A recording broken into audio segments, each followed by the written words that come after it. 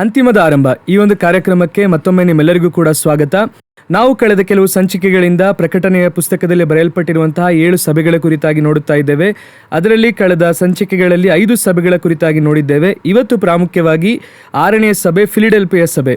ಈ ಸಭೆ ಕುರಿತಾಗಿ ನಾವು ಕೇಳುವರಾಗೋಣ. ಯಾಕಂದರೆ ಈ ಫಿಲಿಡೆಲ್ಫಿಯ ಸಭೆ ಬಹಳ ಎಲ್ಲರಿಗೂ ಚಿರಪರಿಚಿತವಾಗಿರುತ್ತೆ. ಯಾಕಂದರೆ ನಾವು ಎಲ್ಲಿ ನೋಡಿದ್ರು ಕೂಡ ಎಲ್ಲರೂ ಫಿಲಿಡೆಲ್ಫಿಯಾ ಎಂಬುದಾಗಿ ಹೆಸರಿಟ್ಕೊಂಡಿರ್ತಾರೆ. ಸೊ ಹಾಗಾದರೆ ಆ ಫಿಲಿಡೆಲ್ಫಿಯ ಸಭೆಯ ಕುರಿತಾಗಿ ನಾವು ಇವತ್ತು ತಿಳಿದುಕೊಳ್ಳೋಣ. ಆ ಫಿಲಿಡೆಲ್ಫಿಯ ಸಭೆ ಯಾವ ರೀತಿಯಾಗಿ ನಮಗೆ ಆತ್ಮಿಕವಾದ ಸತ್ಯಗಳು ನಮಗೆ ತಿಳಿಸುತ್ತದೆ ಎಂಬುದಾಗಿ ಆ ಸಭೆಯ ಕುರಿತಾಗಿ ಇವತ್ತು ನಮ್ಮ ಮಧ್ಯದಲ್ಲಿರುವಂತಹ ಸೇವಕರೊಂದಿಗೆ ನಾವು ಅದನ್ನು ಕೇಳಿ ತಿಳಿದುಕೊಳ್ಳೋಣ. ಬನ್ನಿ. Praise Lord. Praise Lord. ಅದರ ಕಳೆದ ಕೆಲವು ಸಂಚಿಕೆಗಳಿಂದ 5 ಸಭೆಗಳ ಕುರಿತಾಗಿ ನೋಡಿದ್ವಿ. ಇವತ್ತು ಬಹಳ ಪ್ರಾಮುಖ್ಯವಾಗಿ ಫಿಲಿಡೆಲ್ಫಿಯ ಸಭೆ. ಯಾಕೆ ಇದು ಫಿಲಿಡೆಲ್ಫಿಯ ಸಭೆ ಇವತ್ತು ಪ್ರಾಮುಖ್ಯ ಅಂತ ಹೇಳ್ತೀನಿ, ವಿಶೇಷ ಅಂತ ಹೇಳ್ತೀನಿ ಅಂತ ಹೇಳಿದ್ರೆ, ಈ ಫಿಲಿಡೆಲ್ಫಿಯ ಸಭೆ ಎನ್ನುವಂಥದ್ದು ಎಲ್ಲರೂ ಕೂಡ ಅವರ ಸಭೆಗೆ ಫಿಲಿಡೆಲ್ಫಿಯಾ ಅಂತ ಇಟ್ಕೊಂಡಿರ್ತಾರೆ. ಸೊ ಎಲ್ಲ ಕಡೆ ನಾವು ಕಳೆದ ಸಂಚಿಕೆಯಲ್ಲಿ ಮಾಡಿದಂಥ 5 ಸಭೆಗಳ ಹೆಸರು ಯಾರು ಇಟ್ಕೊಂಡಿರ್ತಾರೋ ಗೊತ್ತಿಲ್ಲ, ಬಟ್ ಆದರೆ ಫಿಲಿಡೆಲ್ಫಿಯಾ ಎನ್ನುವಂಥ ಸಭೆ ಹೆಸರು ಎಲ್ಲ ಇಟ್ಕೊಂಡಿರ್ತಾರೆ. ಸೊ ಎಲ್ಲರಿಗೂ ಈ ಫಿಲಿಡೆಲ್ಫಿಯಾ ಅನ್ನೋ ಪದ ಎಲ್ಲರಿಗೂ ಗೊತ್ತು, ಬಟ್ ಈ ಫಿಲಿಡೆಲ್ಫಿಯಾ ಸಭೆಯ ಕುರಿತಾಗಿ ದೇವ್ರ ವಾಕ್ಯ ಏನು ಹೇಳುತ್ತೆ, ಅದರಲ್ಲಿರುವಂಥ ಆಳವಾದ ಸತ್ಯ ಏನೆಂಬುದಾಗಿ ಅನೇಕರಿಗೆ ಗೊತ್ತಿರೋದಿಲ್ಲ. ಸೊ ಅದರ ಕುರಿತಾಗಿ ನೀವು ಹೇಳೋದಾದ್ರೆ ಅದು ಬಹಳ ಅನುಕೂಲವಾಗಿರುತ್ತೆ. ಫಿಲಿಡೆಲ್ಫಿಯಾ ಸಭೆ ಮಾತ್ರ ಅಲ್ಲ, ಸ್ಮುರ್ನ ಸಭೆ ಕೂಡ ಬಹಳ ಮಂದಿ ಹೆಸರಿಡ್ತಾರೆ, ಸ್ಮುರ್ನ ಹೆಸರಿಡುತ್ತೆ. ಕಾರಣ ಏನಂತ ನೋಡುವುದಾದರೆ 7 ಸಭೆಗಳಲ್ಲಿ 2 ಸಭೆಗಳಲ್ಲಿ ಮಾತ್ರ ನೋ ಫಾಲ್ಟ್, ಯಾವ ವಿಧವಾಗಿರುವ ಕೊರತೆ ಇಲ್ಲದ ಸಭೆ. ಎಲ್ಲ ಸಭೆಗೂ ಒಂದು ಕೊರತೆ ಇರುತ್ತೆ. ದೇವ್ರು ಹೇಳ್ತಾ ಬರ್ತಾರೆ, ಆದ್ಯಲಿದ್ದ ಪ್ರೀತಿಯನ್ನು ಬಿಟ್ಬಿಟ್ಟು ಎಂಬುದಾಗಿ ನಿನ್ನ ಮೇಲೆ ಒಂದು ತಪ್ಪು ಸಭೆಗಾಗುತ್ತೆ ಅಂತ ಹೇಳ್ತಾರೆ. ಸ್ಮುರ್ನ ಸಭೆ ಬಳಿ ಕೊರತೆ ಇರಲ್ಲ. ಪೆರ್ಗಮ ಸಭೆ ಬಳಿ ಹೇಳ್ಬೇಕಾದ್ರೆ, ನೀನು ಬಂದು ಬಿಡಾಮಲ ಪ್ರದೇಶವನ್ನು ಕೈಗೊಳ್ತಿದೀಯಾ, ನಿಕೋಲಾಯಿತರ ಧರ್ಮದವರಿಗೆ ಸ್ಥಳ ಕೊಡ್ತೀಯಾ. ತುವತೆರ ಬಳಿ ಹೇಳ್ಬೇಕಾದ್ರೆ ಎಜುಬೇಲ್ ಆತ್ಮಕ್ಕೆ ಸ್ಥಳ ಕೊಡ್ತೀಯಾ, ಆ ರೀತಿಯಾಗಿ ಹೇಳ್ತಾರೆ. ಇವಾಗ ಸಾರ್ದಿಸ್ಗೆ ಹೇಳ್ಬೇಕಾದ್ರೆ ಸತ್ತ ಕ್ರಿಯೆ ನನ್ನ ಬಳಿ ಇದೆ, ಅದನ್ನು ಬಿಟ್ಬಿಡು ಅಂತ ಆ ರೀತಿ ಹೇಳ್ತಾರೆ. ಆದರೆ ಫಿಲಿಡೆಲ್ಫಿಯಾ ಬಳಿ ಏನು ಹೇಳುವುದಿಲ್ಲ. ಲವೋದಿಕೀಯ ಬಳಿ ಹೇಳ್ಬೇಕಾದ್ರೆ ಅದು ಬೇರೆ ಥರ ವಿಷಯ, ಬೇರೆ ಕೊರತೆ ಮಾತ್ರ ಹೇಳ್ತಾರೆ. ಹಾಗಾದರೆ ಈ ಫಿಲಿಡೆಲ್ಫಿಯಾ ಸ್ಮುರ್ನ ಯಾವ ಕೊರತೆ ಇಲ್ಲದಿರುವಂಥ ಸಭೆ ಅಂತ ನೋಡ್ತೀವಿ. ಆದ್ದರಿಂದ ಬಹುತೇಕವಾಗಿ ನೀವು ನೋಡುವುದಾದರೆ 99.9 ನನಗೆ ತಿಳಿದಿರೋ ಪ್ರಕಾರ ಈ ಸ್ಮುರ್ನ ಹೆಸರಲ್ಲೂ ಸಭೆ ಇರುತ್ತೆ, ಫಿಲಿಡೆಲ್ಫಿಯಾ ಹೆಸರಲ್ಲೂ ಸಭೆಗಳು ಇರುತ್ತೆ. ಅನಂತರ ಎಪೇಸ, ಸಾರ್ದಿಸ್ ಇದರಲ್ಲಿ ಬಹಳ ಸಭೆಗಳು ಇರುವುದಿಲ್ಲ, ಮೇ ಬಿ ಇರ್ಬೋದೇನೋ ಲೋಕದಲ್ಲಿ, ನನಗೆ ಗೊತ್ತಿದ್ದು ಇಲ್ಲ. ಆ ರೀತಿ ಇರುವಲ್ಲಿ ಫಿಲಿಡೆಲ್ಫಿಯಾ ಯಾಕೆ ಅಂತ ಒಂದು ಹೆಸರು ಮೊದಲದ ನಾವು ನೋಡೋಣ. ಆ ಹೆಸರಿಗೆ ಅರ್ಥವೇನು ಅಂತ ಕೇಳುವುದಾದರೆ, ಇದು ಬಂದು ಒಂದು ಗ್ರೀಕ್ ಅರಸನು ಬಂದು ಅವರ ಸಹೋದರ ಹೆಸರಲ್ಲಿರುವಂತಹ ಒಂದು ಹೆಸರದು. ಫಿಲಿಡೆಲ್ಫಿಯಾ ಎನ್ನುವಂತಹ ಪದದ ಅರ್ಥ ಅಂತ ಕೇಳಿದ್ರೆ ಸಹೋದರ ಸ್ನೇಹ ಎಂಬುದಾಗಿ ಅರ್ಥ. ಕ್ರಿಸ್ತಪೂರ್ವ ಅಂದರೆ ಯೇಸು ಕ್ರಿಸ್ತನಿಗಿಂತ ಮುಂಚೆ ಇದ್ದಂತಹ ಅರಸರುಗಳು, ಯುಮನಸ್ ಅಂತ ಹೇಳ್ತಾರೆ. ಆ ಅರಸನ ಕಾಲಘಟ್ಟದಲ್ಲಿ ಅವನ ತಮ್ಮ, ಅವರ ಮೇಲಿರುವಂತಹ ಪ್ರೀತಿಯಿಂದ ಆ ಹೆಸರು ಹೇಳಲ್ಪಡುತ್ತೆ ಫಿಲಿಡೆಲ್ಫಿಯಾ, ಸಹೋದರ ಸ್ನೇಹ, ಬ್ರದರ್ಲಿ ಲವ್ ಎಂಬುದಾಗಿ ಹೇಳ್ತಾರೆ. ಸೊ ಈ ಒಂದು ಹೆಸರೇ ಅದಕ್ಕೆ ಹೇಳಲ್ಪಡುವಂಥದ್ದಾಗಿದೆ. ಆ ಒಂದು ಟ್ವಿನ್ ಸಿಟಿ ಎಂಬುದಾಗಿ ಹೇಳ್ತಾರೆ. 2 ಸೇರಿಯೇ ಫಿಲಿಡೆಲ್ಫಿಯಾ ಎನ್ನುವಂತಹ ಫಿಲ್ಡೆಲ್ಫಿಯಾ 2 ಸೇರಿರುವಂಥದ್ದೇ ಆ ಸಿಟಿ. ಆ ಫಿಲಿಡೆಲ್ಫಿಯಾ ಎನ್ನುವಂಥ ಹೆಸರು ಯಾಕೆ ದೇವರು ಚೂಸ್ ಮಾಡ್ತಾರೆ? ಸಹೋದರ ಸ್ನೇಹ ಎನ್ನುವುದು ಈಗ ಸ್ಪಿರಿಚುವಲ್ ಆಗಿ ನೋಡಬೇಕು. ಇವಾಗ ಇದು ಬಂದು ಹಿಸ್ಟಾರಿಕಲ್ ಆಗಿ ನಾವು ನೋಡಿದ್ವಿ. ಸ್ಪಿರಿಚುವಲ್ ಆಗಿ ನೋಡ್ಬೇಕಾದ್ರೆ ಯಾಕೆ ದೇವರು ಇದನ್ನು ಚೂಸ್ ಮಾಡ್ತಾರೆ ಅಂತ ನೀವು ಕೇಳುವುದಾದರೆ, ಈ ಫಿಲಿಡೆಲ್ಫಿಯಾ ಎನ್ನುವಂತಹ ಸಹೋದರ ಸ್ನೇಹ ಕರೆಕ್ಟಾಗಿ ಸಾರ್ದಿಸ್ ಸಭೆಯ ಕಾಲ ಯಾವ ಮುಗಿಯುತ್ತೆ ಅಂದರೆ 1980 ಅದು ಮುಗಿಯುತ್ತೆ. ಅಂದರೆ ಲೋಕಪೂರ್ತಿಯಾಗಿದ್ದಂತಹ ಪೋಪ್ ಅರಸನ ಒಂದು ಕಾಲಘಟ್ಟ ಮುಗಿಯುತ್ತೆ. ನೆಪೋಲಿಯನ್ ಅವರನ್ನ ಹಿಡಿದು ಸೆರೆಮನೆಗೆ ಹಾಕ್ತಾರೆ. ರಾಜಕೀಯ ಬದಲಾವಣೆ, ಸಭೆಯಲ್ಲಿ ಒಂದು ಬದಲಾವಣೆ. ಈಗ ಅನಂತರ 1780s ನೀವು ನೋಡುವುದಾದರೆ ಮೊಟ್ಟ ಮೊದಲು ಮಿಷನರಿ ಸಂಸ್ಥೆಗಳು ಆರಂಭವಾಯಿತು. ಮಿಷನರಿ ಸಂಸ್ಥೆಗಳು ನಾವು ಹೇಳುವಂತಹ ಇವತ್ತು ಇರುವಂತಹ ಸಭೆಗಳ ಬೇಸ್ ಪೂರ್ತಿಯಾಗಿ ಮಿಷನರಿಗಳು ಎಂಬುದಾಗಿ ಒಬ್ಬರು ಇಲ್ಲದಿದ್ದರೆ ಇವತ್ತಿರುವಂತಹ ಸಭೆಗಳು ಏನೂ ಇಲ್ಲ. ಅದುವೇ ಬಹಳ ಮುಖ್ಯ. ಇವಾಗ ಪೌಲ ಬಂದು ಆರಂಭದಲ್ಲಿ ನೋಡುವುದಾದರೆ ಬೋಧಕರಾಗಿಯೂ ಪ್ರವಾದಿಗಳಾಗಿಯೂ ಇದ್ದರು ಎಂಬುದಾಗಿ 13ನೇ ಅಧ್ಯಾಯ ಅಪೊಸ್ತಲರ ಕೃತ್ಯದಲ್ಲಿ ಓದ್ತೀವಿ ನಾವು. ಅನಂತರ ಅನ್ಯ ಜನಾಂಗದವರಿಗೆ ಅಪೊಸ್ತಲರು ಅಂತ ಹೇಳ್ತಾರೆ. ಸುವಾರ್ತೆ ಸಾರುವ ಹಾಗೆ ಎಲ್ಲ ಸೇವೆಯನ್ನು ಅವ್ರು ಮಾಡ್ತಾರಲ್ವಾ. ಆದರೆ ಮಿಷನ್ನ ಫಸ್ಟ್ ಮಿಷನರಿ ಯಾರು ಅಂತ ನಮಗೆ ತಿಳಿದಿರೋ ಪ್ರಕಾರ, ಬೈಬಲ್ ಪ್ರಕಾರ ಪೌಲನೇ. ಅವರೇ ಮಿಷನರಿ ಪ್ರಯಾಣ. ಯಾಕಂದ್ರೆ ಬೈಬಲ್ ನೋಡ್ಬೇಕಾದ್ರೆ ಮಿಷನರಿ ಪ್ರಯಾಣ ಮ್ಯಾಪ್ ಇರುತ್ತೆ ಪೌಲನಲ್ಲಿ. ಈ ಮಿಷನ್ ಎನ್ನುವಂತಹ ಉದ್ದೇಶ ಅಂತ ಕೇಳುವುದಾದರೆ, ಹೋಗಿ ಒಬ್ಬರನ್ನ ಭೇಟಿ ಮಾಡಿ ಆ ಮಿಷನ್ನ ಬರ್ಡನ್ ಇದೆ ಅಲ್ವಾ, ಇದು ಆರಂಭದಲ್ಲಿ ಪೌಲ್ ಕಾಲದಲ್ಲಿ ಇತ್ತು. ಆದರೆ ಪ್ರಪಂಚ ವ್ಯಾಪಿಸುವ ಹಾಗೆ ಮಿಷನ್ ಬರ್ಡನ್ ಆರಂಭವಾಗಿದ್ದು ಯಾವಾಗ ಅಂತ ಕೇಳಿದ್ರೆ 18th ಸೆಂಚುರಿ, ಪ್ರತ್ಯೇಕವಾಗಿ 1780s ನಂತರ ಆರಂಭವಾಗುತ್ತದೆ. 17ನೇ ಶತಮಾನದಲ್ಲಿ 1780ರಲ್ಲಿ ಆ ಕಾಲಘಟ್ಟದಲ್ಲಿ ಆರಂಭವಾಗುತ್ತದೆ. ಮಿಷನ್ ಸಂಸ್ಥೆಗಳು ಬಹಳ ದೊಡ್ಡ ಮಟ್ಟದಲ್ಲಿ ಪ್ರಪಂಚ ವ್ಯಾಪಿಸುವ ಹಾಗೆ ಎಲ್ಲಿವರೆಗೂ ಅಂತ ಕೇಳಿದ್ರೆ ಹೆಚ್ಚು ಕಡಿಮೆ 19th ಸೆಂಚುರಿ ಇವತ್ತವರೆಗೂ ಕೂಡ ಮಿಷನ್ ಸಂಸ್ಥೆಗಳಿದೆ. ಬಹಳ ದೊಡ್ಡ ಮಿಷನರಿ ಸಂಸ್ಥೆಗಳು ಇವತ್ತು ಕೂಡ ಮಾಡ್ತಾ ಇದ್ದಾರೆ. ಆದರೆ ಇವೆಲ್ಲದಕ್ಕೂ ಆರಂಭ ಎಲ್ಲಿದೆ ಅಂತ ನೋಡೋದಾದರೆ ಅಲ್ಲೇ ಆರಂಭ ಆಗುತ್ತೆ. ಪ್ರಪಂಚ ವ್ಯಾಪಿಸುವಂಥ ಮಿಷನರಿಗಳು ಮೊಟ್ಟ ಮೊದಲು ಹೊರಡುವುದು ಬಂದು ನೋಡುವುದಾದರೆ ಐರೋಪ್ಯ ದೇಶದಿಂದಲೇ ಅವರು ಮಿಷನರಿಗಳು ಹೊರಡುತ್ತಾರೆ. ಆದರೆ ಇವಾಗ ನಮಗೆ ನೀವು ನೋಡುವುದಾದರೆ ಥೋಮ ಬಂದು ಮೊದಲ ಮಿಷನರಿಯಾಗಿ ನಮಗೆ ಬರ್ತಾರೆ. ಮೊದಲ ಶತಮಾನದಲ್ಲಿ ಕ್ರಿಸ್ತಶಕ 52ರಲ್ಲಿ ಬಂದರು ಎಂಬುದಾಗಿ ನಾವು ನೋಡ್ತೀವಿ. ಆದರೆ 12 ಅಪೊಸ್ತಲರು ಎಲ್ಲ ಸ್ಥಳಕ್ಕೆ ಹೋದರು. ಈ ಸಹೋದರ ಸ್ನೇಹ, ಈ ಭಾರದೊಂದಿಗೆ ಜನಗಳನ್ನ ಕಾಪಾಡಬೇಕು ಎನ್ನುವಂತಹ ಪ್ರೀತಿ ಇದೆಯಲ್ಲ ಬರೆದಲಿಲ್ಲವು. ಅವರು ಹೋಗಿ ಆ ಮಿಷನ್ಸ್ನ ಪ್ರಧಾನ ಉದ್ದೇಶ ಏನು ಅಂತ ನೀವು ನೋಡುವುದಾದರೆ ಅಲ್ಲಿ ಒಬ್ಬ ಬೋಧಕನು ಇದ್ದಾರೆ. ಅವರು ಒಂದು ಗ್ರಾಮಕ್ಕೆ ಹೋಗುತ್ತಾರೆ. ಆ ಗ್ರಾಮಕ್ಕೆ ಹೋಗಿ ಅಲ್ಲಿ ಸಭೆ ಇರುವ ಸ್ಥಳದಲ್ಲಿ ಸಭೆ ಆರಂಭಿಸ್ತಾರೆ. ಅಲ್ಲಿ ಸಭೆಯನ್ನು ಆರಂಭಿಸಿ ಅವರು ಅಲ್ಲೇ ತಾನೇ ಇರ್ತಾರೆ. ಕೆಲವು ಬೋಧಕರು ತಮ್ಮ ಜೀವನ ಪೂರ್ತಿಯಾಗಿರ್ತಾರೆ. ಮ್ಯಾಕ್ಸಿಮಮ್ ಇದುವೇ ಅದು ಸಭಾಪಾಲಕನ ಸೇವೆ. ಇವಾಂಜಲಿಸ್ಟ್ ಏನ್ ಮಾಡ್ತಾರೆ ಅಂತ ಕೇಳುವುದಾದರೆ, ಒಂದು ಸ್ಥಳಕ್ಕೆ ಹೋಗಿ ಸುವಾರ್ತೆಯನ್ನು ಸಾರ್ತಾರೆ. ಹೇಳಿ ಮುಗಿಸಿ ಅಲ್ಲಿ ಸ್ವಲ್ಪ ವಿಶ್ವಾಸಿಗಳು ಬರೋ ಆರಂಭಿಸಿದ ನಂತರ ಒಬ್ಬ ಪಾಲಕರ ಕೈಯಲ್ಲಿ ಒಪ್ಪಿಸ್ಕೊಟ್ಟು ಮುಂದೆ ಹೋಗ್ತಾರೆ. ಹಲವು ಸಂದರ್ಭಗಳಲ್ಲಿ ಅಪೊಸ್ತಲರ ಸೇವೆವಾಗಿತ್ತು, ಇವಾಗ ಬಹಳ ಕಡಿಮೆಯಾಗಿದೆ. ಆರಂಭದಲ್ಲಿ ಅಪೊಸ್ತಲರ ಸೇವೆನೇ ಮುಖ್ಯ. ಅದರ ಕೆಲಸವೇನೆಂದರೆ ಹೋಗಿ ಆರಂಭಿಸುವಂತಹ ಸಭೆಗಳಿಗೆ ಆ ವಾಕ್ಯದ ಕುರಿತಾಗಿ ಅಸ್ಥಿವಾರವನ್ನು ಹೇಳ್ಕೊಡ್ಬೇಕು. ವಾಕ್ಯ ಹಿಂಗೆ, ಸಭೆ ಹೀಗೆ ಕಟ್ಟಲ್ಪಡಬೇಕು ಎಂಬುದಾಗಿ ಎಲ್ಲವನ್ನು ಹೇಳ್ಕೊಡ್ತಾ ಇದ್ರು. ಅದರ ಬೇಸ್ನಲ್ಲಿ ಏನು ಕಟ್ಟಲ್ಪಡ್ತಿತ್ತು ಅಂತ ಕೇಳಿದ್ರೆ ಸಭೆ ಕಟ್ಟಲ್ಪಡ್ತಾ ಇತ್ತು. ಕೊನೆಯವರೆಗೂ ಅಪೊಸ್ತಲರ ಉಪದೇಶ ಬೇಸಾಗಿರ್ತಾ ಇತ್ತು. ಇದು ನಡೀತಾ ಇತ್ತು. ಆದರೆ ಮಿಷನರಿಗಳು ಎನ್ನುವರು ಯಾರು ಅಂತ ನೀವು ಕೇಳುವುದಾದರೆ, ಇವಾಗ ನೀವು ಹೋಗ್ತೀರಾ, ಒಂದು ಸ್ಥಳದಲ್ಲಿ ಆರಂಭಿಸ್ತೀರಾ, ಆರಂಭಿಸಿ ಸ್ವಲ್ಪ ಜನ ಬಂದಿದ್ದ ಕೂಡಲೇ ಅವರ ಕೈಯಲ್ಲಿ ಕೊಟ್ಟು ನೀವು ಹೊರಟ್ಬಿಡ್ತೀರಾ. ಅಲ್ಲಿಂದ ಮತ್ತೊಂದು ಕಡೆ ಹೋಗ್ತೀರಾ, ಅಲ್ಲಿ ಆರಂಭಿಸ್ತೀರಾ, ಕೊಟ್ಟು ಹೊರಡ್ತೀರಾ ಅಲ್ಲಿಂದ. ಇವಾಂಜಲಿಸ್ಟ್ಗೂ ಇವ್ರಿಗೆ ಏನು ವ್ಯತ್ಯಾಸ ಇದೆ ಅಂತ ನೀವು ಕೇಳುವುದಾದರೆ, ಒಂದು ವೇಳೆ ಇವಾಂಜಲಿಸಮ್ ಬಂದು ಗಾಸ್ಪಲ್ ಹೇಳ್ತಾರೆ, ಇವರನ್ನು ಚರ್ಚ್ನೇ ಆರಂಭಿಸ್ತಾರೆ. ಚರ್ಚನ್ನೇ ಆರಂಭಿಸಿ ರೆಡಿ ಮಾಡಿ ಅದನ್ನು ಕೊಟ್ಟು ಅವರು ಮುಂದೆ ಹೋಗ್ತಾರೆ. ಅಲ್ಲಿ ಹೋಗಿ ಗಾಸ್ಪಲ್ ಹೇಳಿ ಹೋಗುವಂಥ ಮಿಷನರೀಸು ಇದ್ದಾರೆ, ಬಹಳ ಮಂದಿ ಇದ್ದಾರೆ. ಆದರೆ ಮಿಷನರಿಗಳ ಸೇವೆ ಇಲ್ಲದೆ, ಮಿಷನರಿಗಳು ಎಂಬುದಾಗಿ ಒಬ್ಬರಿಲ್ಲದೆ ಈ ಕಡೆಯ ಕಾಲದ ಕ್ರೈಸ್ತತ್ವ ಇಲ್ಲ. ಅವರು ಹಾಕಿದಂತಹ ಬೇಸ್ನಲ್ಲಿ ಇವತ್ತು ನಾವಿದ್ದೀವಿ, ಸಭೆಗಳು ನಡೆಸ್ತಾ ನಾವು ಇದ್ದೀವಿ. ಬುಕ್ಸ್ ಅಲ್ಲಿ ನೋಡ್ಬೇಕಾದ್ರೆ ಬದರ ಅನೇಕ ಕಡೆಯಲ್ಲಿ ಆಫ್ರಿಕಾ ಆಗಿರ್ಬೋದು, ಏಷ್ಯಾ ಆಗಿರ್ಬೋದು, ನೀವು ಹೇಳ್ದಂಗೆ ಪ್ರಪಂಚದ ಎಲ್ಲಾ ದೇಶಗಳಲ್ಲೂ ಕೂಡ ಈ ಮಿಷನರಿ ಹೋದ ನಂತರವಾಗಿ ಆ ದೇಶದಲ್ಲಿ ಸುವಾರ್ತೆ ಎಲ್ಲ ತಲುಪ್ತಲ್ಲ ದೇಶಕ್ಕೆ. ಅಂದರೆ ನನ್ನ ಒಂದು ವಿಷಯ ಸರಿಯಾಗಿರುವುದಾದರೆ ನಾನು ಹೇಳುವಂಥದ್ದು, ನಾನು ಓದಿದಿಟ್ಟು ಹೇಳ್ತಾ ಇದ್ದೀನಿ, ಒಬ್ಬ ಮಿಷನರಿಯ ರಕ್ತ ಸುರಿಸಲ್ಪಡದ ಖಂಡನೇ ಇಲ್ಲ. ಆಸ್ಟ್ರೇಲಿಯಾ ಆಗಿರ್ಬೋದು, ಆಫ್ರಿಕಾ ಆಗಿರ್ಬೋದು, ಏಷ್ಯಾ ಆಗಿರ್ಬೋದು, ಅಮೆರಿಕ ಆಗಿರ್ಬೋದು, ಒಬ್ಬ ಮಿಷನರಿಯ ರಕ್ತ ಸುರಿಸಲ್ಪಡದಿರುವಂತಹ ಖಂಡವೇ ಇಲ್ಲ. ಅಷ್ಟರ ಮಟ್ಟಿಗೆ ಮಿಷನರಿಗಳ ಒಂದು ಬರ್ಡನ್, ರಕ್ತ ಸುರಿಸಲ್ಪಟ್ಟಿದೆ. ನಮಗೆ ತಿಳಿದಿರೋ ಪ್ರಕಾರ ಸ್ಟ್ರೈನ್ಸ್ವರೆಗೂ, ಈಗ ಸ್ಟ್ರೈನ್ಸ್ ಅಯ್ಯ ಅವರ ರಕ್ತ ಸುರಿಸಲ್ಪಟ್ಟು ನಮಗೆಲ್ಲ ಗೊತ್ತಿರುವಂಥ ವಿಷಯ, ಅವರ ಮಕ್ಕಳಲ್ಲಿ ಕೊಲ್ಲಲ್ಪಟ್ಟರು. ಇವತ್ತು ಕೂಡ ಮಿಷನರಿಗಳು ಕೊಲ್ಲಲ್ಪಡ್ತಾನೆ ಇದ್ದಾರೆ ಅಲ್ಲಿ. ಹೌದು, ಹಲವು ದೇಶಗಳಲ್ಲಿ, ಯಾಕೆ ನಮ್ಮ ದೇಶದಲ್ಲಿ ಕೂಡ ನಾರ್ತ್ ಇಂಡಿಯಾದಲ್ಲಿ ಬಹಳ ಸ್ಥಳಗಳಲ್ಲಿ ಇದೆ. ಸೊ ಮಿಷನರಿಗಳ ಒಂದು ರಕ್ತ ಬಂದು ಅಷ್ಟು ಪವರ್ಫುಲ್ ಆಗಿರುವಂಥದ್ದು. ನಾವು ಯೌವನ ಪ್ರಾಯದಲ್ಲಿ ಇರಬೇಕಾದ್ರೆ ಬಹಳ ಕಥೆಗಳು, ಮಿಷನರಿಗಳ ಜೀವನ ಚರಿತ್ರೆ ಓದಬೇಕಾದ್ರೆ ಎಲ್ಲರಿಗೂ ತಿಳಿದಿರುವಂತಹ ಬಹಳ ಮುಖ್ಯವಾಗಿರೋ ಮಿಷನರಿ ಪುಸ್ತಕ ಬಂದು ಪಡುವ ಸಂಕಷ್ಟದಲ್ಲಿ ದೊಡ್ಡ ಜಯ, ಅಂದರೆ ರಿಚರ್ಡ್ ಉಂಬ್ರಾಂಡ್ ಅವರ ಒಂದು ಪುಸ್ತಕ ಟಾರ್ಚರ್ಡ್ ಫಾರ್ ಕ್ರೈಸ್ಟ್. ಅದನ್ನು ಓದದೇ ಇರುವಂತಹ ವಿಶ್ವಾಸನೇ ಇರಲು ಸಾಧ್ಯವಿಲ್ಲ ಆ ಒಂದು ಕಾಲಘಟ್ಟದಲ್ಲಿ. ಇವಾಗಿರುವವರಿಗೆ ಬುಕ್ ಓದುವಂತ ಅಭ್ಯಾಸನೇ ಇಲ್ಲ, ಮಿಷನರಿಗಳ ಬಗ್ಗೆ ಓದುವಂತ ಅಭ್ಯಾಸನೇ ಇಲ್ಲ. ಸೊ ಅದೊಂದು ಒಂದು ವಿಷಯ. ಮತ್ತೊಂದು ನನ್ನ ಬಹಳ ಕದಲಿಸಿದಂತಹ ಒಂದು ವಿಷಯ, ಒಂದು ಪುಸ್ತಕ ಯಾವುದು ಅಂದ್ರೆ ವನ್ಯ ಎಂಬುದಾಗಿ. ರಷ್ಯಾದಲ್ಲಿರುವಂತಹ ಒಂದು ಯಂಗ್, ಒಬ್ಬ ಯೌವನಸ್ಥ ಸೈನ್ಯದ ವೀರ.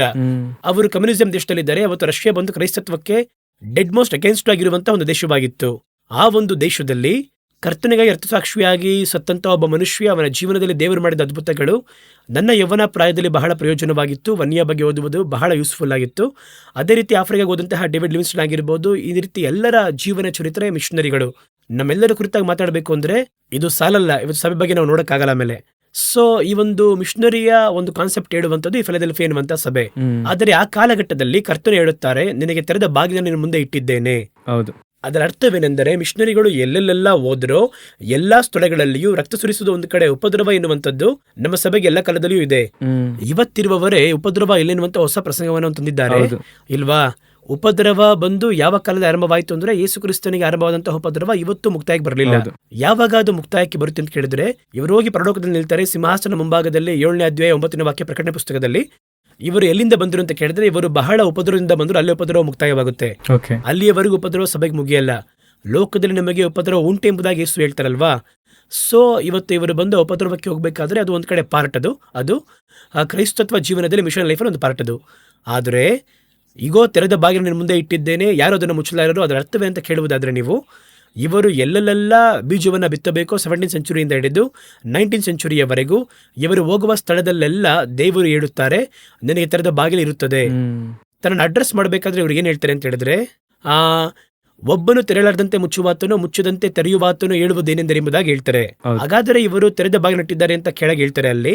ಆದರೆ ಇವರು ಯಾತಕ್ಕಾಗಿ, ಯಾವಾಗ ತೆರೆದ ಬಾಗಿಲು ಇದೆ ಎನ್ನುವುದಕ್ಕೆ ಈ ಸ್ಥಳದಲ್ಲಿ ಒಂದು ಕಾರಣವನ್ನು ಕೂಡ ಹೇಳ್ತಾರೆ. ಏನು ಹೇಳ್ತಾರೆ ಅಂದರೆ, ನೀನು ನನ್ನ ನಾಮವನ್ನು ನಿರಾಕರಿಸದೆ, ನನಗೆ ಸ್ವಲ್ಪ ಬಲವಿದ್ದರೂ ನನ್ನ ನಾಮವನ್ನು ನಿರಾಕರಿಸದೆ ನೀನು ನನ್ನ ವಾಕ್ಯವನ್ನ ಕೈಗೊಂಡು ನಡೆದುಕೊಂಡಿದ್ದರಿಂದ ಈಗೋ ತೆರೆದ ಬಾಗಿಲನ್ನು ಮುಂದೆ ಇಟ್ಟಿದ್ದೇನೆ. ಯಾವಾಗ ಚರ್ಚ್ಗೆ ಒಂದು ಮಿನಿಸ್ಟ್ರಿಗಾಗಿರಿ ಒಂದು ಓಪನ್ ಡೋರ್ ಸಿಗುತ್ತೆ ಅಂತ ನೀವು ಕೇಳುವುದಾದರೆ, ಫಸ್ಟ್ ಫೈತ್, ನನ್ನ ನಾಮವನ್ನು ನಿರಾಕರಿಸೋದ್ರೆ ಯಾವಾಗ ಬರುತ್ತೆ? ಯಾವಾಗ ಪೇತ್ರ ನಿರಾಕರಿಸಿದ್ರು? ಯಾವಾಗ ಅವನಿಗೆ ಉಪದ್ರವ ಬಂತು ಅವಾಗ ಅವನು ತಿರಸ್ಕಾರ ಮಾಡ್ದ. ಓಕೆ, ಉಪದ್ರವ ಬರ್ಬೇಕಂತ ನಿರಾಕರಿಸ್ತೀವಿ. ಹಾಗಾದ್ರೆ ನಿರಾಕರಿಸೋದೇ ಇದ್ದಾನೆ ಅಂತ ಏನರ್ಥ ಅಂದ್ರೆ ಉಪದ್ರವ ಬರುತ್ತೆ ಏನು ಮಾಡಬಾರ್ದು? ತಿರಸ್ಕಾರ ಮಾಡಬಾರ್ದು. ಹಾಗಾದ್ರೆ ತಿರಸ್ಕರಿಸದೆ ನೀನಿದ್ದು ನನ್ನ ವಾಕ್ಯವನ್ನು ಕೈಗೊಳ್ಳುವುದಾದ್ರೆ 2 ಕಾನ್ಸೆಪ್ಟ್ ಒಳಗಿದೆ. ಹಾಗಾದ್ರೆ ಏನರ್ಥ? ಖಂಡಿತವಾಗಿ ಉಪದ್ರವ ಉಂಟು, ನೀನು ನಿರಾಕರಿಸಬಾರ್ದು, ತಿರಸ್ಕಾರ ಮಾಡದೇ ಇರಬೇಕು. ಅದೇ ಸಂದರ್ಭದಲ್ಲಿ ನನ್ನ ವಾಕ್ಯವನ್ನು ಕೂಡ ಕೈಗೊಳ್ಳುವುದಾದರೆ ನನಗೆ ಓಪನ್ ಡೋರ್. ನೀವು ಇದನ್ನ ಸಾಕ್ಷಿಯಾಗಿ ನೀವು ನೋಡ್ಬೋದು ಎಲ್ಲ ಕಡೆ. ಇವತ್ತು ಒಳ್ಳೆ ಸಭೆಗಳು ಸ್ಥಾಪಿಸಲ್ಪಟ್ಟಿರುವಂತಹ ಆ ಸೇವಕರನ್ನ ಹೋಗಿ ಕೇಳ್ರಿ. ಒಂದು 30 ವರ್ಷ ಆದ ಸೇವಕರು, 40 ವರ್ಷ ಆದ ಸೇವಕರನ್ನ ಹೋಗಿ ನೀವು ಕೇಳ್ರಿ. ಫಸ್ಟ್ ಜನರೇಷನ್ ಸೇವಕರನ್ನ ಕೇಳಬೇಕು, ಸೆಕೆಂಡ್ ಜನರೇಷನ್ ಅವ್ರನ್ನ ಕೇಳಬಾರ್ದು. ಫಸ್ಟ್ ಜನರೇಷನ್ ಸೇವಕರನ್ನ ಹೋಗಿ ನೀವು ಕೇಳ್ರಿ. ಅವರು ಪಟ್ಟಂತ ಉಪದ್ರವ, ಅದರಲ್ಲಿ ಎಷ್ಟು ನಂಬಿಗಸ್ತರಾಗವರಿದ್ದರು, ಎಷ್ಟರ ಮಟ್ಟಿಗೆ ದೇವರು ನಂಬಿಗಸ್ತರಾಗಿದ್ದರು, ಅದರ ಅಡಿಯಲ್ಲಿ ಇವತ್ತು ಸಭೆ, ಸೇವೆ ಎಲ್ಲವೂ ಕೂಡ ಇವತ್ತು ಸ್ಟ್ರಾಂಗ್ ಆಗಿದೆ. ಆದರೆ ಸೆಕೆಂಡ್ ಜನರೇಷನ್ ಅಲ್ಲಿರುವವರು ಎರಡನ್ನೂ ಬಿಟ್ಟಿರ್ತಾರೆ.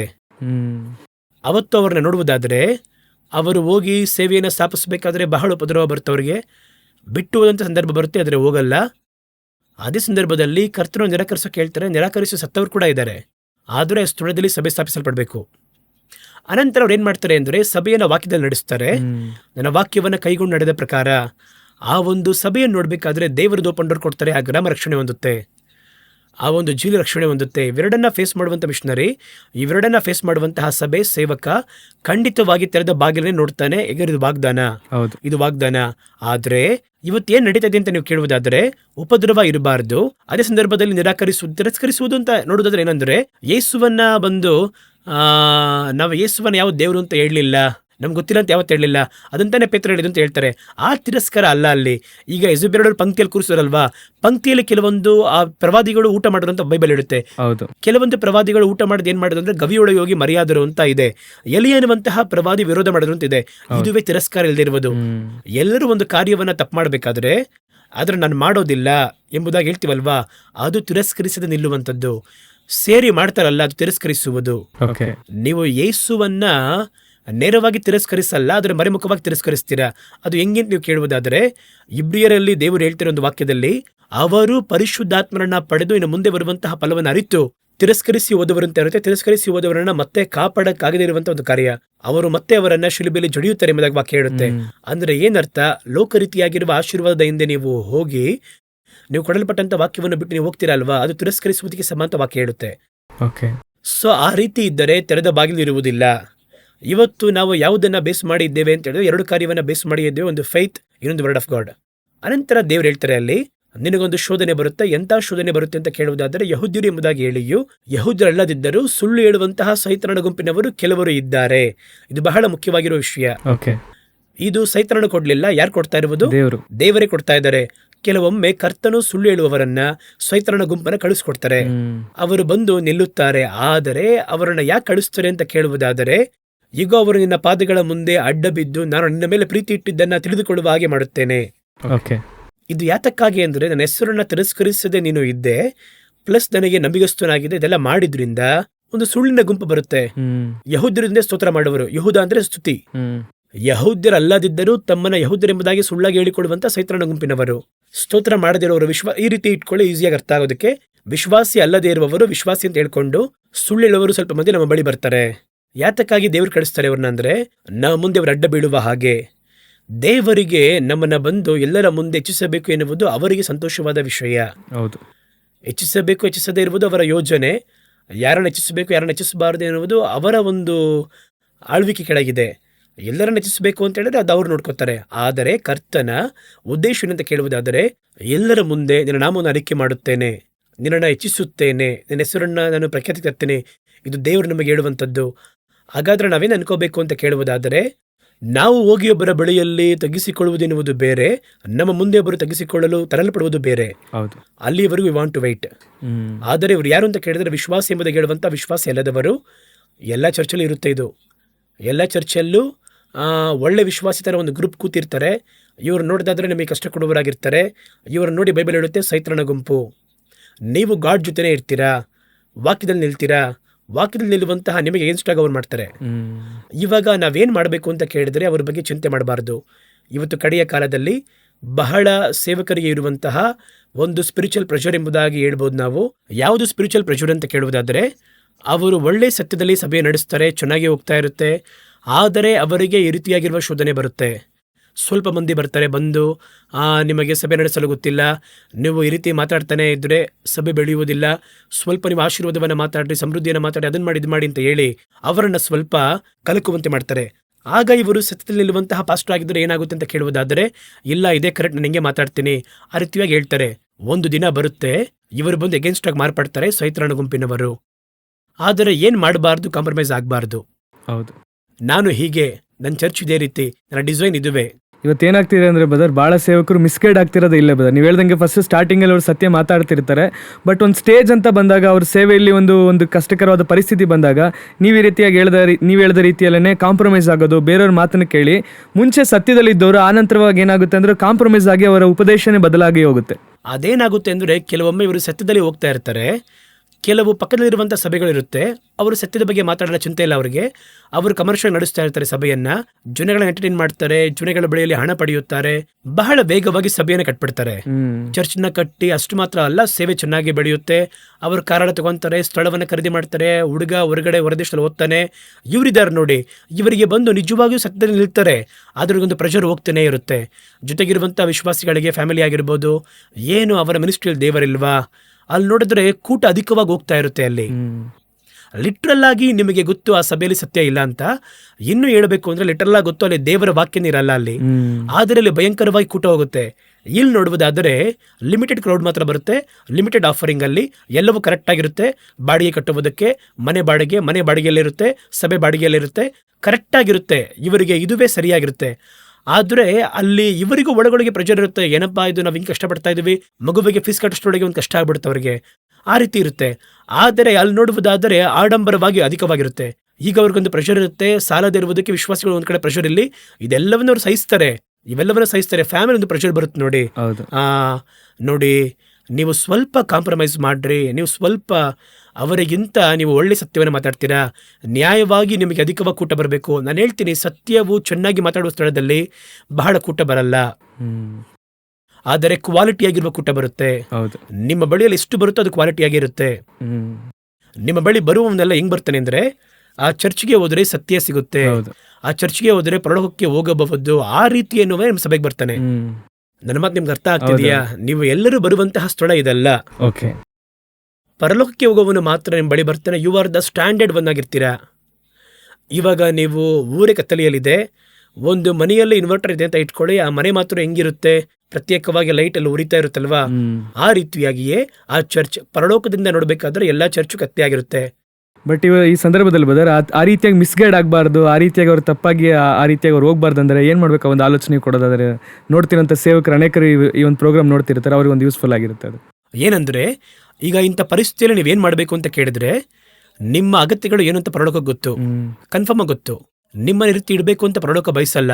ಈ ಸ್ಥಳದಲ್ಲಿ ಅವ್ರು ಏನು ಹೇಳ್ತಾರೆ ಅಂದ್ರೆ, ನಿನಗೆ ಸ್ವಲ್ಪ ಬಲವಿದ್ದರೂ ನಿನ್ನ ಹೆಸರನ್ನ ತಿರಸ್ಕರಿಸದೆ ನನ್ನ ವಾಕ್ಯವನ್ನ ಕೈಗೊಂಡು ನಡೆದ್ರಿಂದ, 8ನೇ ವಾಕ್ಯ ಇದೆ, ನನಗೆ ಸ್ವಲ್ಪ ಬಲವೇ ಇದೆ, ನನಗೆ ಗೊತ್ತು, ನನಗಿಷ್ಟೇ ಬಲವಿದೆ, ನಿನ್ನಿಂದ ಏನ್ ಮಾಡಕ್ಕಾಗಲ್ಲ, ನಾಡಿದ್ದು ನಿನಗೆ ಬೇಕಾಗಿರುವುದು ಇರುವುದಿಲ್ಲ, ನಾಳೆ ಬೆಳಗ್ಗೆ ಬೇಕಾಗಿರೋದು ಮಾತ್ರ ಇರುತ್ತೆ, ಇರಲಿ.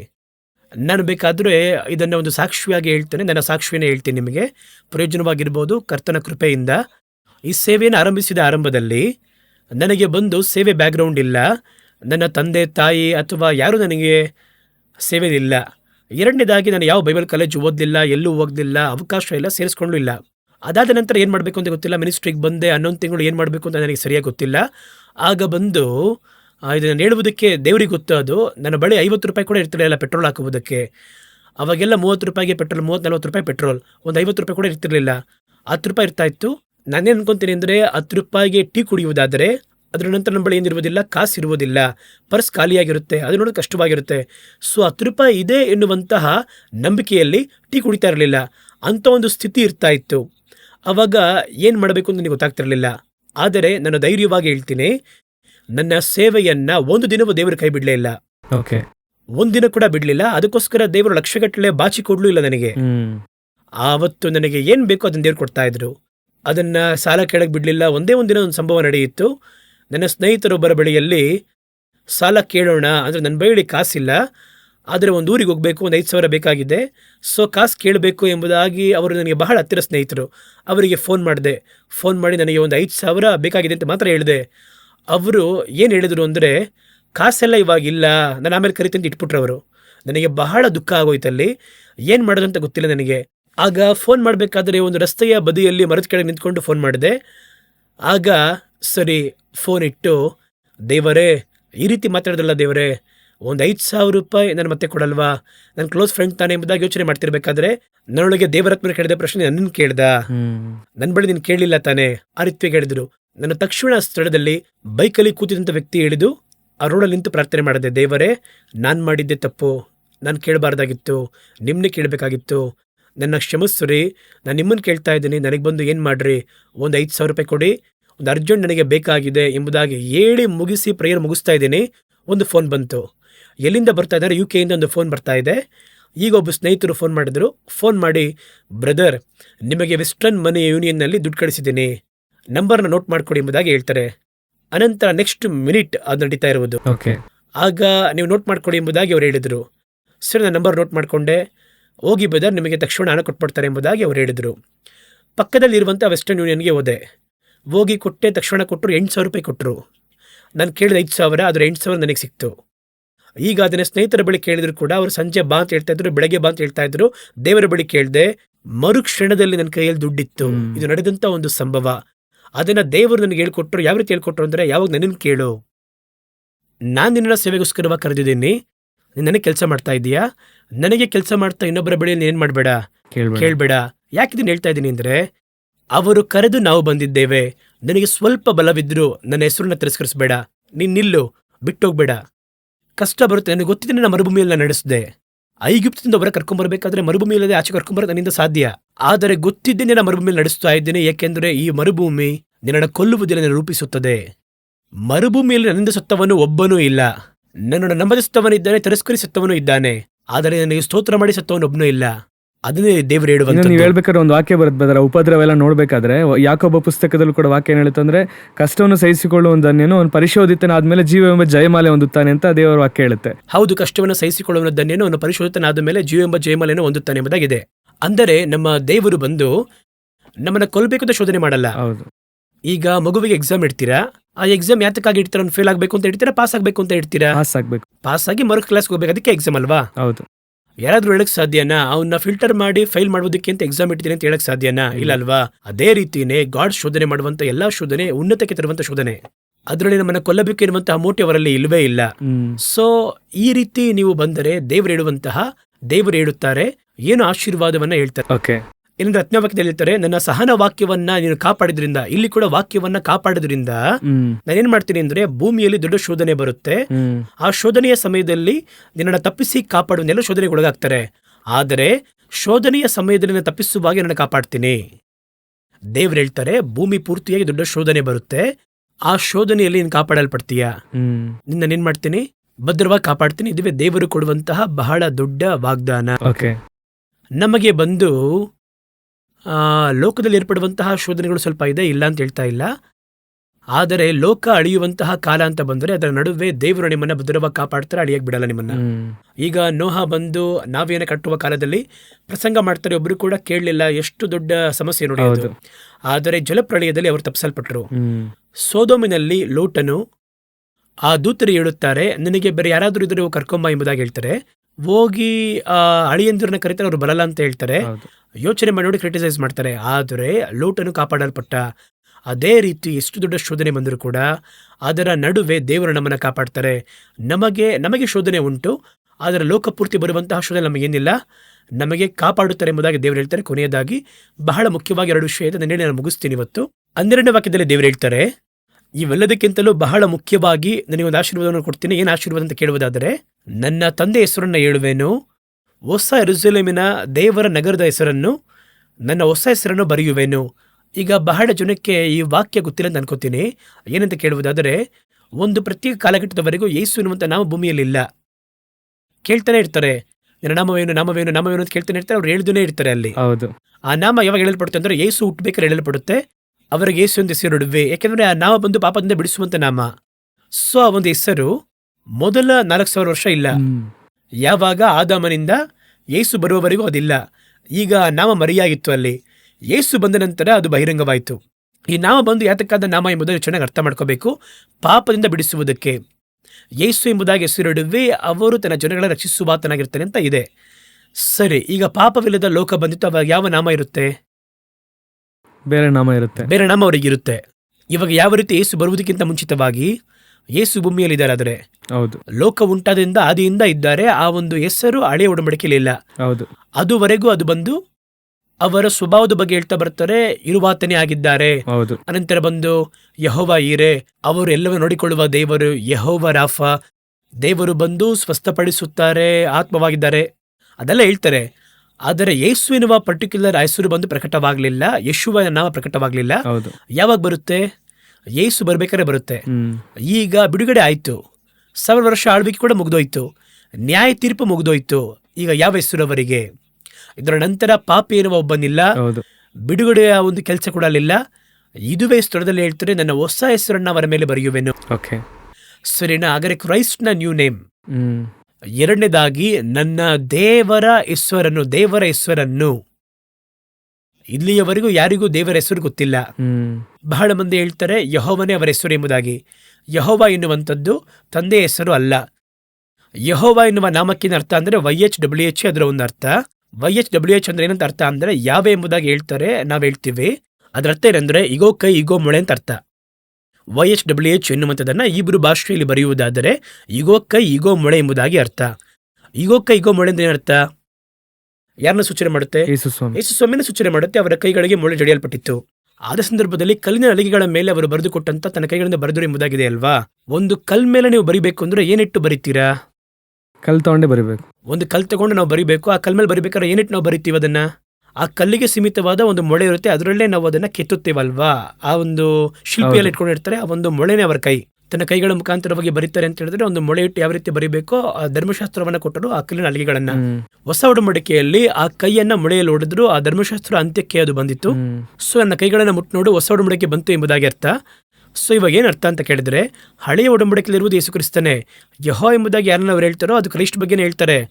ಅವರೇನು ಹೇಳ್ತಾರೆ ಅಂತ ಹೇಳಿದ್ರೆ ಯೆಹೋವ ಎನ್ನುವುದು ತಂದೆಯ ನಾಮ. ಎಲ್ಲೋ ರೀತಿ ಇಲ್ಲ. ಒಂದು ಸ್ಥಳದಲ್ಲಿ ಕೂಡ ಯೆಹೋವ ತಂದೆ ಎಂಬುದಾಗಿ ಹೇಳಲ್ಪಟ್ಟಿಲ್ಲ. ತಂದೆಯ ನಾಮ ಯಾರಿಗೂ ಗೊತ್ತಿಲ್ಲ, ಹೇಳಲ್ಪಡಲೇ ಇಲ್ಲ. ಅದು ಯಾವಾಗ ಬರುತ್ತೆ ಅಂದ್ರೆ ಇಲ್ಲೇ ಹೇಳ್ತಾರೆ, ನನ್ನ ದೇವರ ಹೆಸರನ್ನು. ಆ 12ನೇ ವಾಕ್ಯದಲ್ಲಿದೆ. ಸೊ 3 ಹೆಸರನ್ನ ಹೇಳ್ತಾರೆ. ಒಂದು ದೇವರ ಹೆಸರು, ಒಂದು ಹೊಸ ಯೆರೂಸಲೇಮಿನ ಹೆಸರು, 3ನೇದಾಗಿ ಬಂದು ನನ್ನ ಹೊಸ ಹೆಸರು, ಯೇಸುವಿನ ನ್ಯೂ ನೇಮ್. ಈಗ ಹೊಸ ಯೆರೂಸಲೇಮ್ ಅಂತ ಇದೆ ಅಲ್ವಾ, ಮತ್ತೆ ಯಾಕೆ ಹೊಸ ಯೆರೂಸಲೇಮಿಗೆ ಹೆಸರು ಅಂತ ಹೇಳ್ಬೋದು? ಹೊಸ ಯೆರೂಸಲೇಮ್ ಎನ್ನುವುದು ಹೆಸರಲ್ಲ. ಅಲ್ಲಿ ಒಂದು ಮಗು ಹುಟ್ಟಿದೆ ಅಂತ ನೋಡುವುದಾದರೆ ಒಂದು ಮಗು ಎನ್ನುವುದು ಹೆಸರ? ಅದಕ್ಕೆ ಇಲ್ಲ, ಅದಕ್ಕೆ ಹೆಸರು ಇಡ್ತೀರಲ್ವಾ. ಹೌದು. ಹೊಸ ಯೆರೂಸಲೇಮ್ ಅಂತ ಒಂದಿತ್ತು, ಈಗ ಹೊಸ ಯೆರೂಸಲೇಮ್ ಅಂತ ಬಂದಿದೆ, ಅದೇ ಅದಕ್ಕೆ ಹೆಸರು ಬೇರೆ. ಓಕೆನಾ? ಸೊ ಹೊಸ ಯೆರೂಸಲೇಮಿಗೆ ಒಂದು ಹೆಸರಿದೆ, ತಂದೆಗೆ ಒಂದು ಹೆಸರಿದೆ, ಮಗನಿಗೆ ಒಂದು ಹೆಸರಿದೆ. ಈ 3 ಹೆಸರು ಅವಾಗಲೇ ಹೇಳ್ತಾರೆ. ಅದು ಯಾರಿಗೆ ಹೇಳ್ತಾರೆ ಅಂತ ನೋಡುವುದಾದರೆ, ಈಗೋ ಬೇಗನೆ ಬರಲಿದ್ದೇನೆ, ಒಬ್ಬರು ನಿನ್ನ ಜಯಮಾಲೆಯನ್ನ ಅಪಹರಿಸದ ಹಾಗೆ ಭದ್ರವಾಗಿ ಕಾಪಾಡಿಕೊ ಎಂಬುದಾಗಿ ಹೇಳ್ತಾರೆ. ನೋಡಿ, ಅದರ ಅರ್ಥ ಏನಂದ್ರೆ, ನನಗೊಂದು ಜಯಮಾಲೆ ಇದೆ, ಭದ್ರವಾಗಿ ಇಟ್ಕೋದನ್ನ. ಆ ಜಯಮಾಲೆಯನ್ನ ಭದ್ರವಾಗಿ ಇಟ್ಕೊಂಡ್ರೆ ಮಾತ್ರನೇ ಈ ಆಶೀರ್ವಾದ ನಿನಗೆ ದೊರೆಯುತ್ತೆ ಎಂಬುದಾಗಿ ಹೇಳ್ತಾರೆ. ಜಯಮಾಲೆ ಅಂದ್ರೆ ಏನು ಆ ರೀತಿ ಕೇಳುವುದಾದರೆ, ಯಾಜಕಕಾಂಡ 21ನೇ ಅಧ್ಯಾಯ 17ನೇ ವಾಕ್ಯದಲ್ಲಿ ದೇವರು ಹೇಳುತ್ತಾರೆ, ಅವರ ಅಭಿಷೇಕ ತೈಲ ಎನ್ನುವಂತಹ ಕಿರೀಟ ಅವನ ಮೇಲೆ ಇದೆಯಲ್ಲ ಎಂಬುದಾಗಿ ಹೇಳ್ತಾರೆ. ಸೇವಕನಿಗೆ ಒಂದು ಜಯಮಾಲೆ ಕಿರೀಟ ಏನಂದ್ರೆ ಅಭಿಷೇಕ. ಸೊ ದೇವರಾತ್ಮನ ಕೊಡ್ತಾರೆ. ಸೊ ಅವರು ಕೊಡುವಂತಹ ಅಭಿಷೇಕ ಇದೆಯಲ್ಲ, ಆ ಒಂದು ಅಭಿಷೇಕವನ್ನ. ಸೊ ಇವಾಗ ಇದನ್ನ ಪೂರ್ತಿಯಾಗಿ ಹೇಳ್ತೀನಿ ನೋಡಿ. ನನ್ನ ನಾಮವನ್ನು ತಿರಸ್ಕರಿಸದೆ ನನ್ನ ವಾಕ್ಯವನ್ನ ಕೈಗೊಂಡು ನನ್ನ ಅಭಿಷೇಕವನ್ನ ಭದ್ರವಾಗಿ ನೀನು ಕಾಪಾಡಿಕೊಂಡ್ರೆ, ನನಗೆ ತೆರೆದ ಬಾಗಿಲನ್ನು ಇಟ್ಟಿದ್ದೇನೆ, ನೀನು ಭದ್ರವಾಗಿರು. ನಿನ್ನ ಮುಂದೆ ಎಲ್ಲರೂ ಅಡ್ಡ ಬೀಳುವರು, ಆದರೆ ಅಭಿಷೇಕವನ್ನ ಕೊನೆಯವರೆಗೂ ಭದ್ರವಾಗಿಟ್ಟುಕೋ. ಆ ರೀತಿ ಇಟ್ಕೊಂಡಿದ್ರೆ ನನ್ನ ತಂದೆಯ ನಾಮ, ನನ್ನ ನಾಮ ಹೊಸ ಯೆರೂಸಲೇಮ್ 3 ನಿನಗೆ ನಾನು ಏನ್ ಮಾಡ್ತೀನಿ ಕೊಡ್ತೀನಿ. ಇದನ್ನೇ ಫಿಲಡೆಲ್ಫಿಯಾ ಸಭೆಗೆ ದೇವರು ಹೇಳುವಂತ ಒಂದು ಕಾರ್ಯ. ಬಹಳ ಅದ್ಭುತ ಆಗಿತ್ತು ಬದರಿ. ಫಿಲಡೆಲ್ಫಿಯಾ ಸಭೆಯ ಕುರಿತಾಗಿ, ಆ ಫಿಲಡೆಲ್ಫಿಯಾ ಸಭೆ ಅಂದ್ರೆ ಏನು, ಸಹೋದರ ಸ್ನೇಹ, ಮಿಷನರಿ, ಹಾಗೂ ನಾವು ಆ ಸಭೆಯ ರೀತಿಯಲ್ಲಿ ನಾವು ಕೂಡ ಜಯಶಾಲಿಗಳಾಗಿರ್ಬೇಕಂದ್ರೆ ಯಾವ ರೀತಿಯಾಗಿರ್ಬೇಕೆಂಬುದಾಗಿ ಬಹಳ ವಿವರವಾಗಿ ಒಂದು ಸಂಚಿಕೆಯಲ್ಲಿ ತಿಳಿಸ್ಕೊಟ್ರಿ. ಇನ್ನು ಬರುವಂಥ ಸಂಚಿಕೆಯಲ್ಲಿರುವಂಥ ಕಡೆಯ ಸಭೆಯ ಕುರಿತಾಗಿ ನಾವು ಮುಂದಿನ ಸಂಚಿಕೆಯಲ್ಲಿ ಮಾತನಾಡೋಣ. ಈ ಸಂಚಿಕೆಗೆ ಬಂದಿದ್ದಕ್ಕಾಗಿ ಬಹಳ ಸಂತೋಷ. ಪ್ರಿಯರಾದವರೇ, ಈ ದಿನದಲ್ಲೂ ಕೂಡ ನಾವು ಫಿಲಡೆಲ್ಫಿಯಾ ಸಭೆಯ ಕುರಿತಾಗಿ ನೋಡಿದ್ವಿ. ಅದರಲ್ಲಿ ಪ್ರಾಮುಖ್ಯವಾಗಿ ಈ ದಿನದಲ್ಲಿ ನಾವು ಕಲಿತುಕೊಂಡಂಥ ಒಂದು ಸತ್ಯ ಏನಂದ್ರೆ, ನಾವೆಲ್ಲರೂ ಕೂಡ ಫಿಲಡೆಲ್ಫಿಯಾ ಸಭೆಯ ರೀತಿಯಲ್ಲಿ ಇರಬೇಕಂದ್ರೆ ಮೊದಲು ಮೊದಲನೇದಾಗಿ ನಾವು ದೇವರ ಮೇಲೆ ಒಂದು ಬಲವಾದ ನಂಬಿಕೆಯುಳ್ಳವರಾಗಿರಬೇಕು. ಎರಡನೇದಾಗಿ ಪ್ರಾಮುಖ್ಯವಾಗಿ ವಾಕ್ಯವನ್ನು ಕೈಗೊಂಡವರಾಗಿರಬೇಕೆಂಬುದಾಗಿ ಈ ಒಂದು ಎಪಿಸೋಡಲ್ಲಿ ಮಾತನಾಡಿದ್ವಿ. ದೇವರು ನಿಮ್ಮನ್ನು ಆಶೀರ್ವದಿಸಲಿ.